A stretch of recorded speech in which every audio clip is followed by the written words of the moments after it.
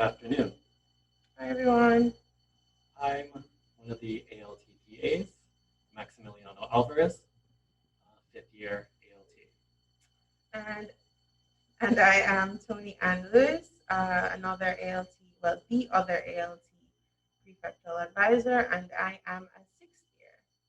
All right, so let's get started. All right.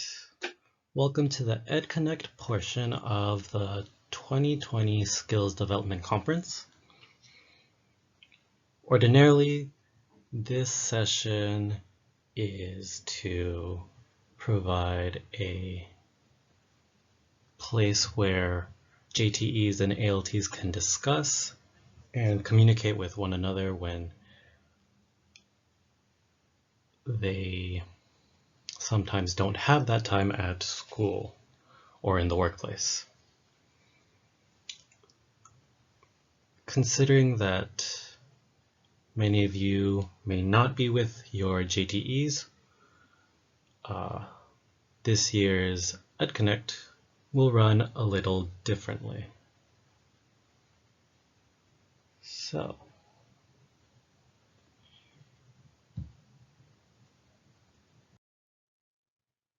here is today's agenda. First, we will be starting off with a lesson plan spotlight. As you know, you have submitted a lesson plan through the Idea Share submission form. We have gone ahead and chosen one lesson plan from each of the school levels: elementary school, junior high school, and senior high school. These are lesson plans that have caught our eye, and our main talking point for this section will be about how one can adapt these to fit the other academic levels. So if it's an elementary school lesson plan, how we can use that lesson in junior high school or in senior high school. Next, we will be doing a team teaching Q&A. So many of you have submitted your questions and concerns pertaining to the workplace and team teaching in the 2020 SDC online forum. And in this section, we will be answering them in an FAQ style talk. So if there is a topic that you and your JT would like to discuss, feel free to pause the video and take a few minutes to discuss that. The topics will be categorized into 3 different parts: lesson planning and the troubles that come with preparing and planning a lesson. We do get many of these questions oftentimes. The next would be in the classroom, team teaching. So you've done your planning and now you're in front of the students. So things such as classroom management, we will be answering these questions here. And lastly, reflections. So after the lesson, you finish your team teaching, and sometimes the lesson goes spectacular and sometimes they don't. So in order to improve upon your lesson, whether they went according to plan or they didn't, reflection is necessary. All right. So with that out of the way, let's get into the lesson plan spotlight.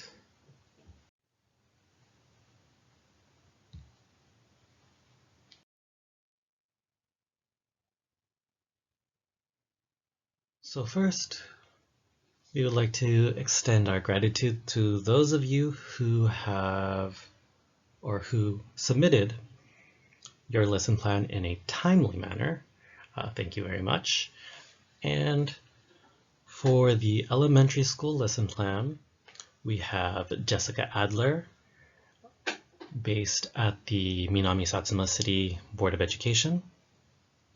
For the junior high school lesson plan, we have chosen Joshua Fisher at the Hioki City Board of Education. And for the senior high school lesson plan, we have our very own Tony Ann Lewis, who will be providing a bit more insight into her lesson plan.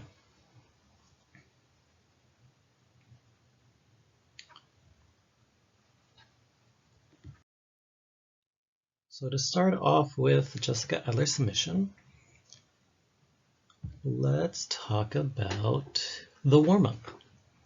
So the warm-up of the hidden cards, where the vocabulary on each card is face down and they are in different locations, and memorization of the location is necessary. While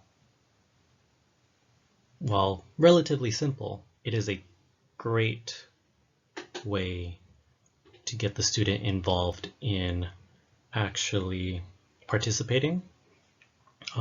Great way to review the necessary words for the lesson, the activity that's to follow. Something that can be done in all levels in education. And continuing into the storytelling activity, considering that this is an elementary class lesson,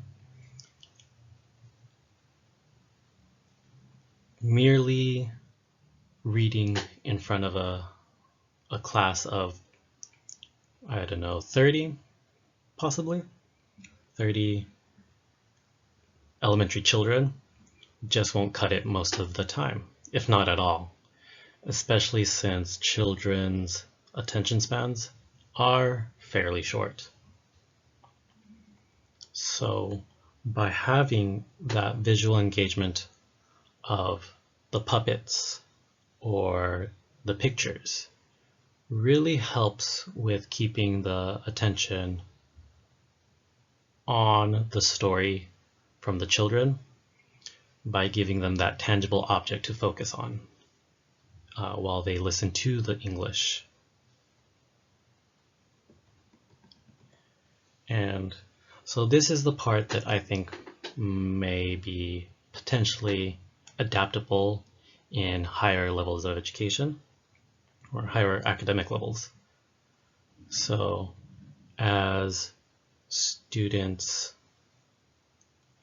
increase their English ability in junior high school and high school, the lesson can be changed to where instead of the JTE managing the placement of pictures or the use of the puppet, one of the students can be chosen to do this task with the assistance of the JTE while the ALT reads. A student can read the story while the ALT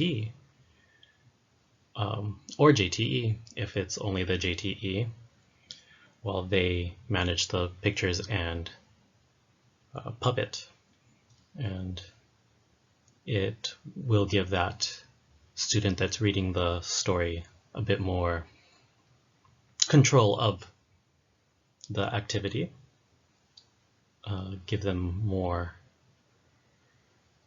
responsibility, essentially. And so in high school, you could have the students write their own story. The students can also make their own puppet if they want to, if there's time, really, or come up with original illustrations to that original story or a story that is already written and they want to present, which would then expand the learning domain from just comprehension and listening to writing if they're creating a story, reading, and speaking. Well, yeah, speaking because they are reading aloud.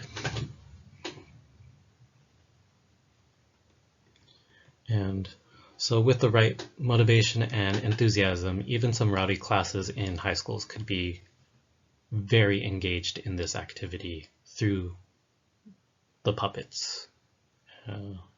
You could even have them act it out. So something that can be great to get the students' attention and involvement.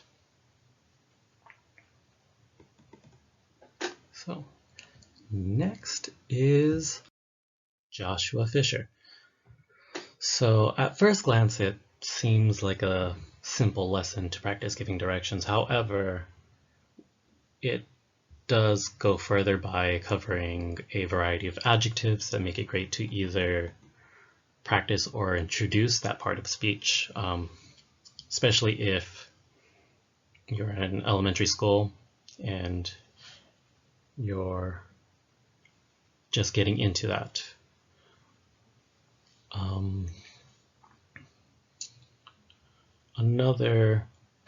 Another interesting part was that the students are trying to sell the house that they drew to the JTE or ALT, which gives another dimension to this activity. They're not only having to give directions,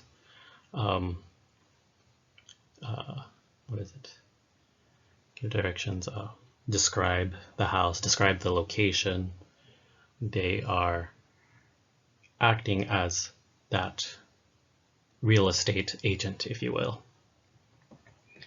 And so this does allow for good practice of adjectives in elementary school, should you choose to use this, as well as directions.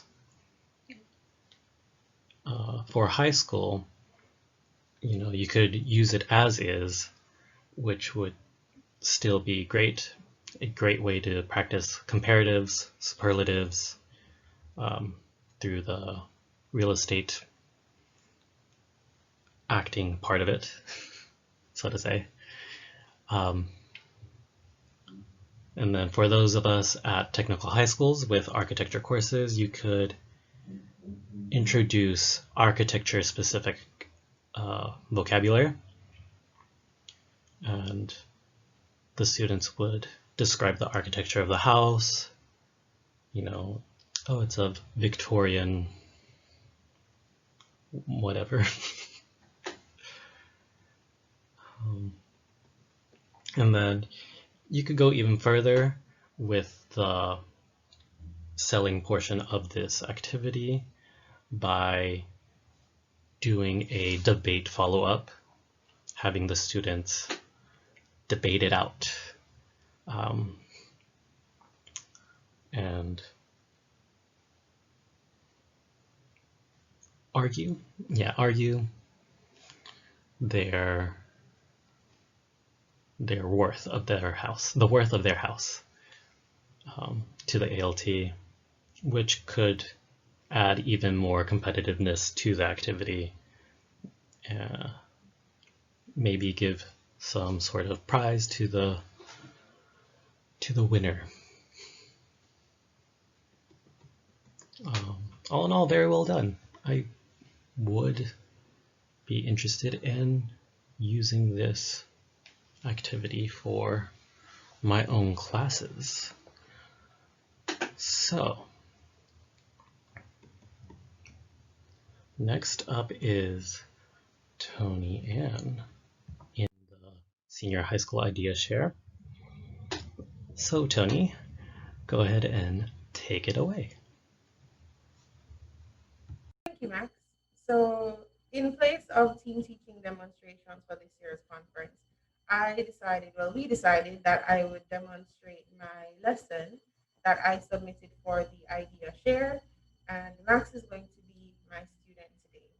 So, first thing about this lesson, I divided students into two groups. And within the two groups, students were able to make their own groups, maybe 5 or 6 students.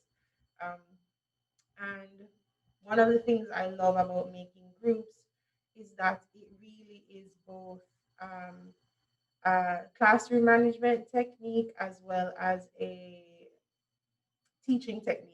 So I say that because for groups, it does create the communicative atmosphere. It breaks up the monotony of students just sitting in their rows, and it encourages the students who are a little shy so they can partner with their friends and make them a little more comfortable to speak. And it also helps me with the rowdy students who may love the excitement of having to move the chairs around and they get to be with their friends. So it kind of makes, for me, creates a really good balance in the class of discipline and communicative atmosphere. So I'm very big on creating groups in my classes. So I ask students to make group names as well. That's optional, um, but it gets them thinking, and I really like that as well. And it helps me see their personalities too. And then I ask students to think about some negative and positive adjectives that they would use to describe an old lady, and negative and positive adjectives they would use to describe teenagers. So it's down the middle. So half describes teenagers, half describes old people. Sorry. So Max, Yes. student, please tell me some adjectives you would use to describe an old person. Positive and negative? Yes, please. All right.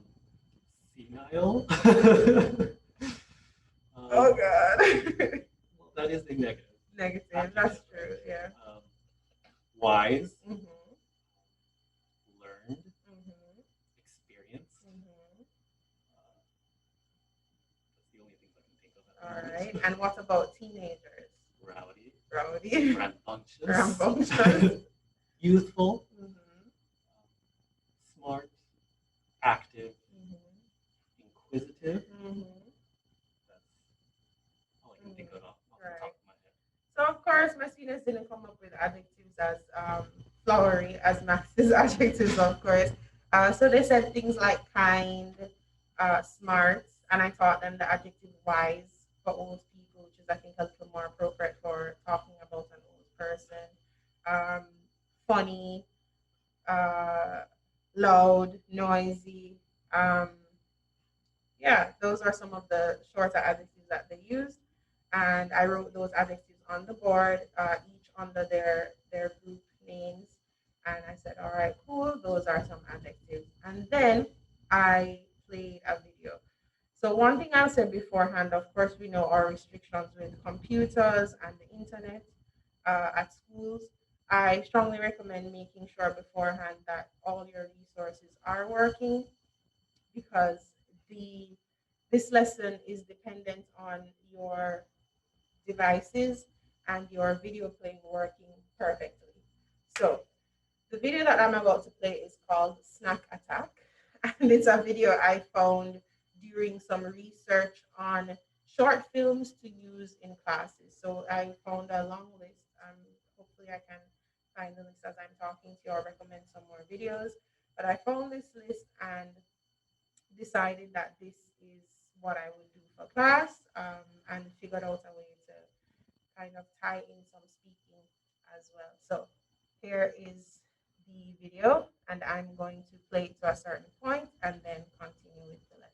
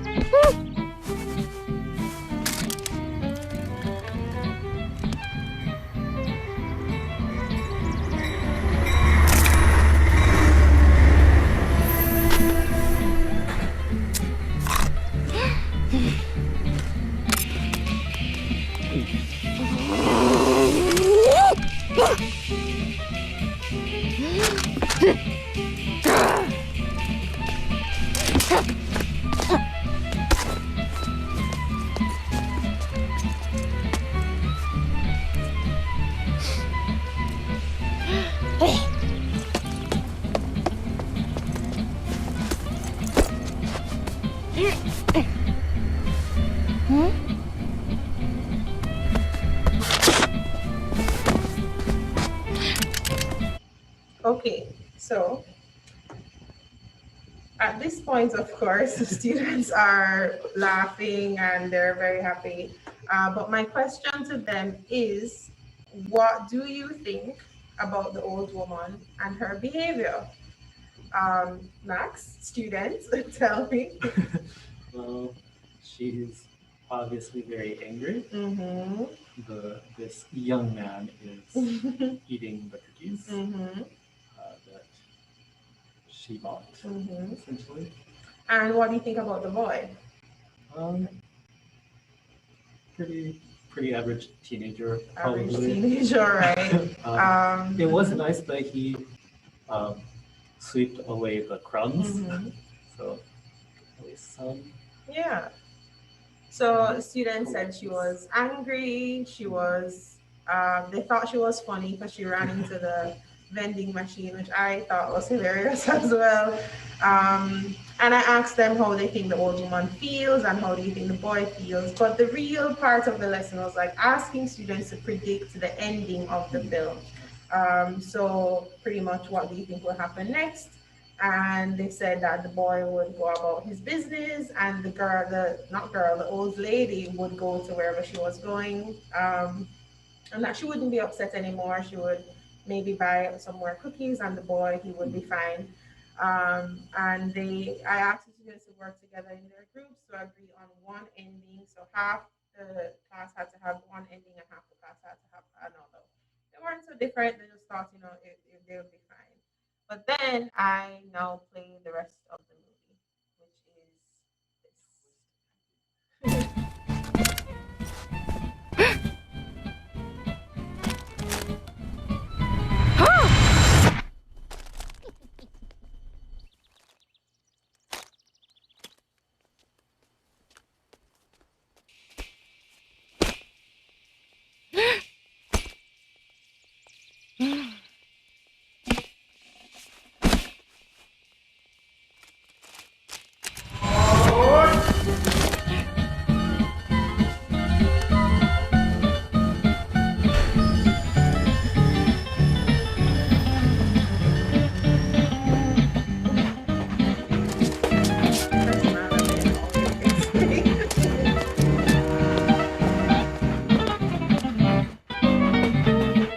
Yeah. So that's pretty much the film. Thank you for watching. And so after that, I asked students now, was the ending surprising? Why was it surprising? Why wasn't it surprising? How would you now describe the characters? And did you learn anything from the film? So I really do enjoy this lesson. I've used it a couple of times on students of different ages, but I think it's best for senior high school students. I think this kind of video, depending on what you students know, of course. If they can handle adjectives, then sure, go for it. But perhaps the questions about what did you learn may be too difficult, so you could dial back the difficulty of the questions a little bit, I think. So, yes, that's my demo lesson. I recommend it strongly, and I also recommend doing a quick search of some short films that you can use in class. So, there is a video called The Gift about a little boy who is gifted a puppy. I'm sure many of you have seen that one already. That's quite good to use, but I recommend running it by your JTE or your team teaching partner before you use it because there is some kind of aggression towards animals, which I was flagged for by some students. So there is a resolution to the video, but it depends on how your JTEs feel. Some were okay with it, some were not. So I recommend. Yeah, so that's it for me for the senior high school team teaching demonstration. Thank you, Tony. Thank you, Max, for being a good student. All right. Next, we will be getting into the team teaching Q&A. Okay, so let me pull up our PowerPoint. Max, Do you prefer to do the PowerPoint or the PDF? Perhaps the PDF. Mm, okay.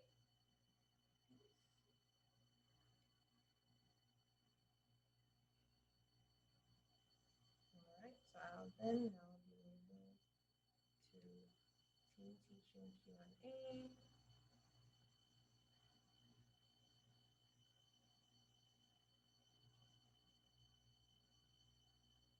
Okay. So some of the questions that were asked. Now, mind you, this is the questions that we got from the questions and concerns section of the online registration form. So some of your questions were about communication issues. So what are some ways to communicate with JTEs in and out of the classroom? The balance between using Japanese and English in class with your students, how to use how to kind of move away from the textbook, and also classroom management. So time permitting, I'm going to go through these one by one with Max chiming in as he sees fit. So issues with communication with JTEs. Now, this is always a difficult topic and it comes up every year. Some of the things that we saw about communication had to do with um, having great relationships with your JTEs, but not figuring out how to communicate about lessons and the issues that it may cause. JTEs who are not necessarily interested in communicating outside of the classroom, whether it be about lessons or otherwise. And our response to that is essentially to say, first of all, a lot of those questions and concerns were coming from the second years. So I want to remind you all that a lot of these relationships take time, particularly from municipal ALTs who will visit multiple schools and may only see a JTE once a month, if not less frequently. So there's that. Second thing I want to recommend is that you sit with your JTE and figure out if there are any issues. So, hey, so and so sensei, I want to talk to you more about this. Can we set a time? See if you can make an appointment.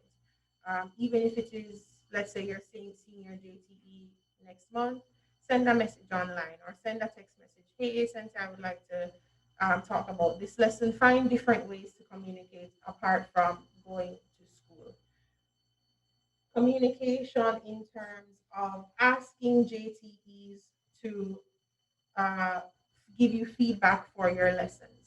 I strongly recommend once you are out of the class, as soon as you step outside, hey, what did you think about the lesson?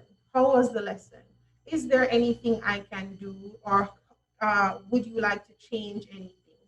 I usually find that saying to them directly, is there anything you want me to change, is what gets you the feedback instead of just saying, well, how was the lesson? Ask about what you can change because then they will say, well, this was, or maybe we could do this, or, Japanese teachers will say, maybe, and once you hear that maybe, that's when you snap up and say, okay, well, that's what I need to work on. Max, do you have any? Yeah, usually it'll pertain to student involvement as well for the feedback. Mhm.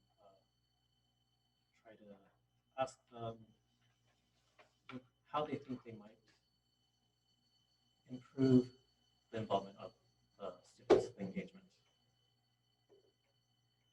Some of you asked about how to help JTEs outside of lessons. So maybe you see that they are busy and you want to assist them, and how do you take the initiative?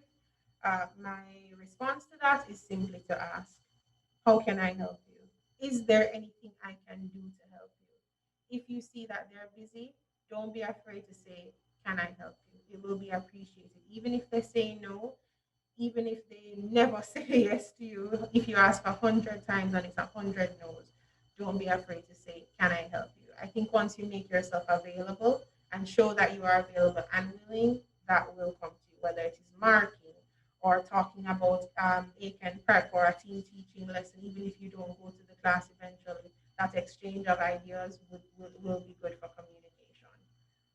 Next.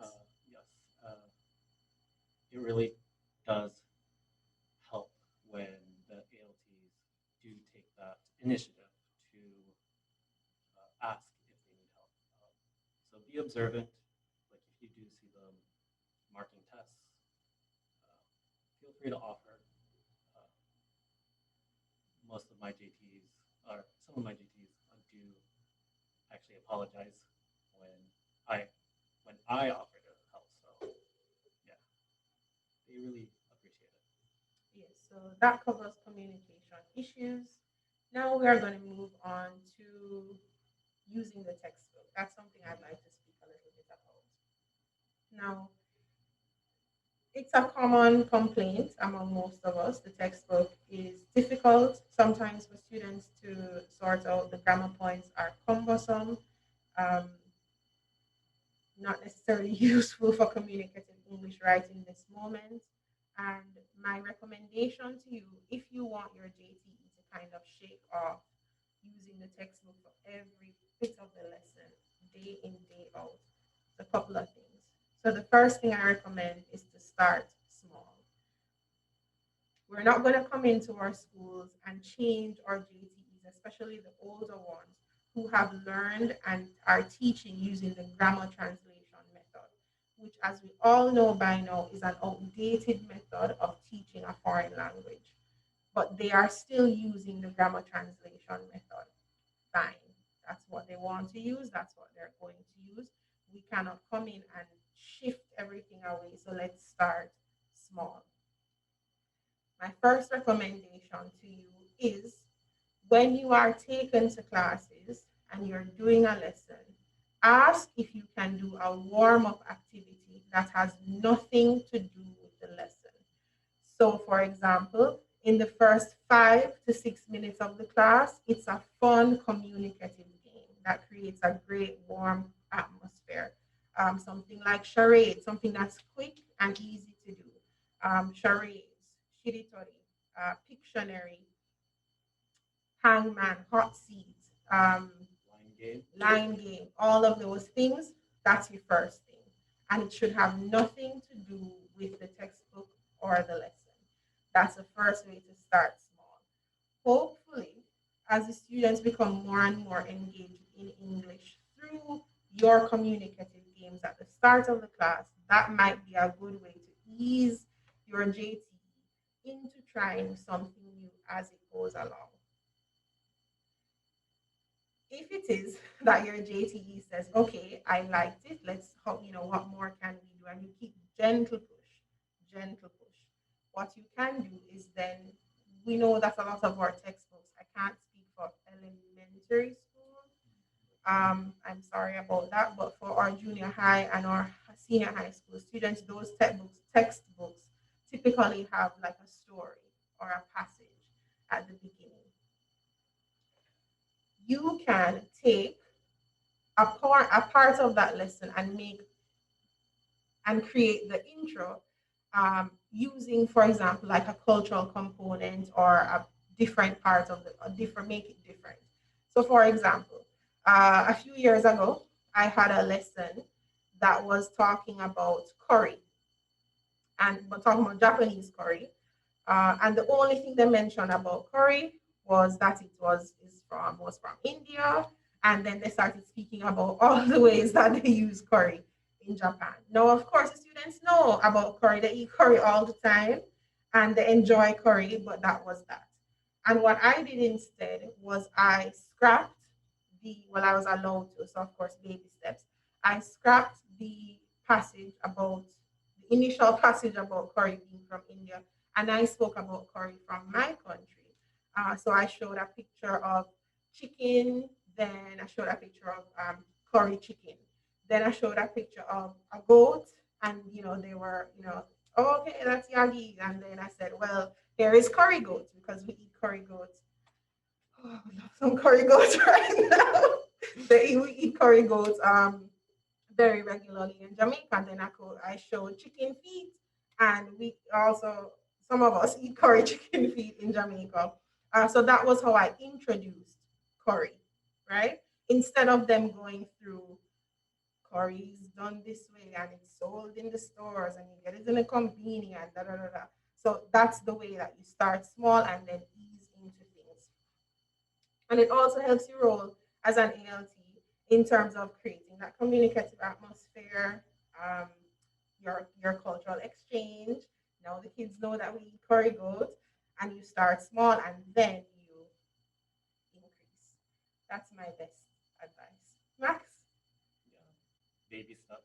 baby steps. Baby steps. I know that seeing the grammar translation method is frustrating, and seeing the students' interest just plummet uh, the more and more the lesson goes along, but slow and steady and baby steps. And if it doesn't work, try something else. Try and fail and try and fail and try and fail until you succeed. Yes. Sorry. Now we go on to, I think I'll say classroom management for last. So now, Max, let's talk about using Japanese versus English. Yes. So a couple of the questions that we have specifically ask about the balance of Japanese and English in the classroom, especially when students know that we speak Japanese. I say we, but not we. Know that the ALT speaks Japanese. Again, a couple of things. So the first thing you can decide, if you're in class, you will only speak in English. And then outside of class, you can do a mixture of Japanese and English. Now, if you make that decision, you have to hold your boundary. Students are good, as we all are, at testing your limits. So if you have decided that you're going to speak only in English, you only speak in English in the classroom. What that means is you do not respond at any time to a student speaking to you in Japanese. Even if it is to say please or thank you, you do not respond. And you can say English, please. That's what I do. That's what Max does, right? You do not respond. And the more and more or rather, the less and less you respond, is the less that you reinforce that behavior. That if a student speaks to you in Japanese and takes the easy way out in communicating, is the more that you are going to reinforce that, hey, if I speak to Max Sensei in Japanese, after a while he will respond. But if I keep speaking to him in Japanese, he will not respond, and I speak to him in English, he will respond. You have to reinforce the behavior that you want by providing that response, providing your response. So if a student speaks to you in English, respond, reinforce the behavior. If a student speaks to you in Japanese, don't respond. There you go. Max? So other times would be when it comes to directions or just in the classroom in general. If the students do not understand your English at the very beginning, try using easier language. And you would use Japanese as essentially the last resort to get that across or to confirm their understanding. So English, easier English, and from there. Mhm. In terms of also with instructions, you can have an agreement with your JTE that the JTE will be the person who provides the instructions or directions in Japanese, and you are the person who provides them in English. Having provided your easy English, your easier English, your easiest English, then it passes over to the JTE. I know it's time consuming, but this is my response to the questions that have been asked of us. Yeah, to find that balance.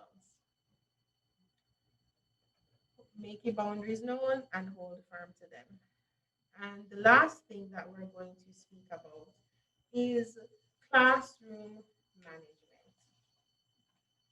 So this is a little difficult because even though we are teachers in the classroom with our JTEs, we are not disciplinarians. We should never stand in the position of disciplining our students, but of course, there will be times when students need to be disciplined. So the first thing I would like to say is that we should always make sure to communicate with our JTEs the issues that we are having with The more specific you can be, and the more you can explain how it impacts your teaching and your output, the better. Second, students who are noisy or rowdy, especially in classes where, for example, it's all boys, which we know tend to be a little rowdier, you can use that to your advantage. What I like to do is a couple of things. So, first thing, I will put students in groups. I love rowdy classes, love rowdy classes. Put them in groups. It is going to be loud, it is going to be rowdy, but you should try, if you can, to meet the students where they are in terms of their rowdiness instead of trying to bring them down to where you are. Remember, it's one of you or two of you and 40 of them. You're not going to win. And it isn't always necessary for students to be pin drop quiet. Use that to your advantage. So, what games can you do? What activities can you do? Have them talk to each other. Have them get up. Have them move around the room. That's my recommendation. If you have a student who is extremely boisterous and the rest of them are a little quiet, use the student to help you with certain activities. So, for example, let's say that, give me a name. Shotaro. Shotaro is the boisterous one. Um, have him be your assistant. Have him hand out the papers. Have him count the things. Have him hand out the supplies. Let him help you. Let him be your partner, and he can make it fun. So that channels his energy into in a constructive way and takes the load off of you for consistently having to discipline or check on what he is doing. One of my JTEs actually has the if a particular student is being exceptionally loud, you'll have the student teach the class. So Mm, that's a good one as well. Yeah. he redirects that energy into the rest of the classroom. So interactive activities are very good with rowdy children, students. Make it very interactive. Just doing a final check on our questions. Max, do you have anything to say in the meantime? Yes. So what about the opposite end of the spectrum? Very shy students. So for those ones, um, pairing them up with a partner, group activities will help. Uh, you could try pairing that quiet student with the loud student. Sometimes it does work out. Your thoughts on that? I agree with you completely. The shy students, we're never going to persuade them into a different personality type. If they're shy, they are shy. Shy students are not extroverted students waiting to burst out of their shell. Sometimes a shy person is a shy person, and that should be respected. So I agree with what Max has said. Don't push too hard because they'll probably retreat a little more. Baby steps.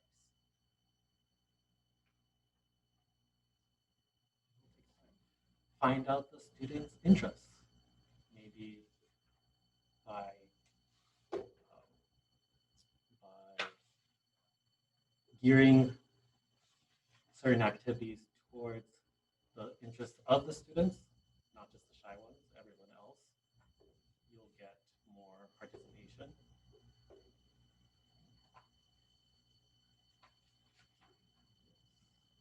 I agree. There's one more question that we have that I would like to address.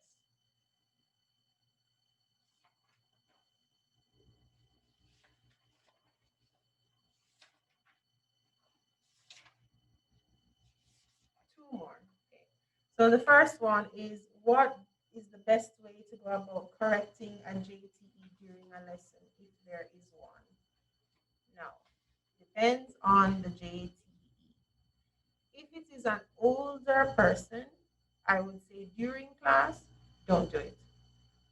especially if you know their quirks, their personality a little bit. I would say the answer is no. But after class, as soon as you step out, you could say, "Excuse me, so I noticed that there was this on the board, but I think that this is the way it's normally written or spelled, or I'm not, let's check on that, on what we did today. I want to check." Is a good way. Um, if you're comfortable making that correction during class, you can go ahead and do so, but don't do it in a way that shows the students that the JTE made a huge mistake. You can go up to the JTE and speak very softly, maybe when there's a lull in the class, if there is one, and say, "Excuse me, so this is, just wanted to say," and you can be very discreet about it, but of course, making that correction in front of the class might undermine the JTE, which is never something that we want to do. Max, anything to add? Um, the same goes for the ALT. Sometimes I make mistakes, and the JT does correct me, Mhm. and I am actually very grateful for that. Um, and it can show that to your students that, hey, even the English speaker has trouble with English sometimes. It's normal.